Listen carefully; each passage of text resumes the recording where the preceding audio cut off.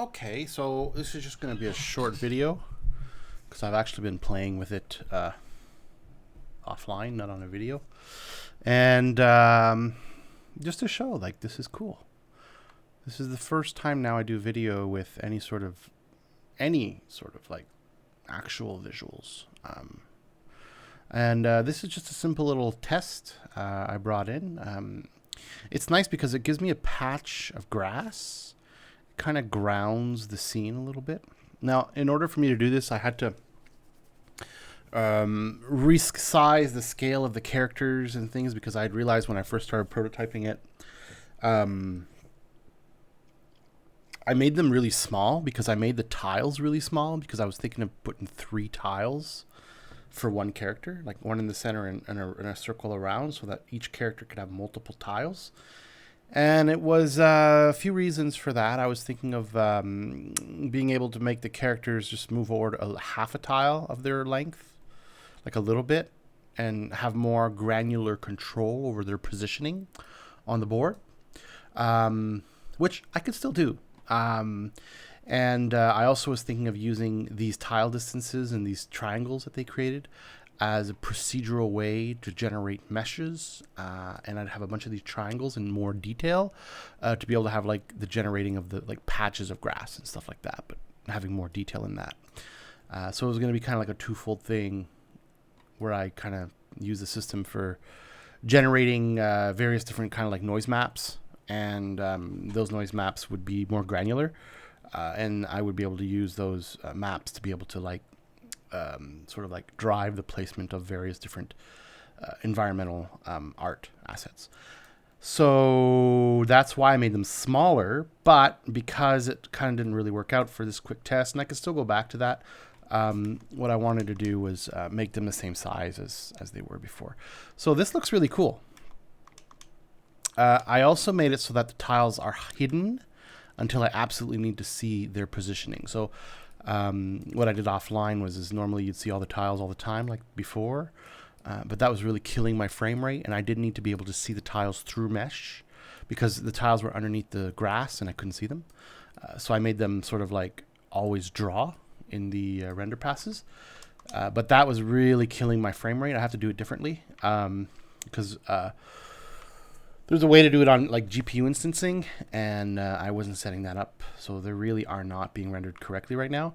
But the frame rate is much better, so I'm able to still test it, and it looks great.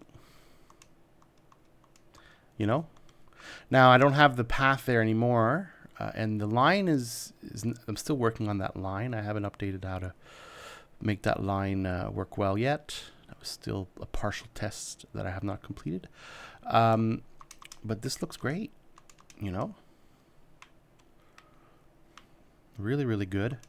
I would probably say that, you know, this is still very temporary, but I would probably say that, like, when I select a character, you know, we could see the tiles on the white really nice. But once we get, where any sort of graphics are, they become very hard to read. So for that, I might just update the tiles completely. Like, they're really hard to read because there's transparency. These green and darker blue colors like are very, very readable because they're not transparent at all. So I might have to play with the colors a teeny bit. And I might also have to, like, you know, have custom colors for time of days and different, you know, for biomes and things that still represent green and blue. Like, I'd like for that to sort of be consistent, but still enough for enough of a change for it to be readable. Kind of like the blue shoe and the pink shoe thing that you see, where people are saying, "Oh no, that's a pink shoe or dress," or I can't remember what it was now.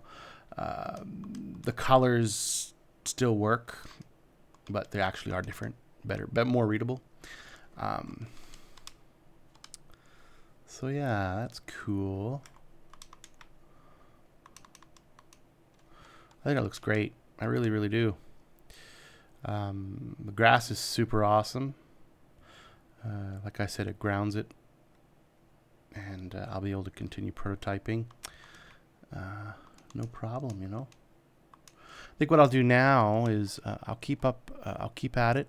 I'm gonna put back some of the features that I had before, where you know, if I have a path, like this one had a path, right? But when I exit it, I don't see that path anymore. So I'd like to be able to just maintain those.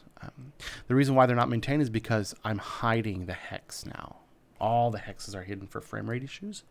So I just need to make sure that the hexes that do have a path do not get hidden. So that won't be very hard to do. Yeah. So yeah, so that's a quick update that looks pretty darn cool.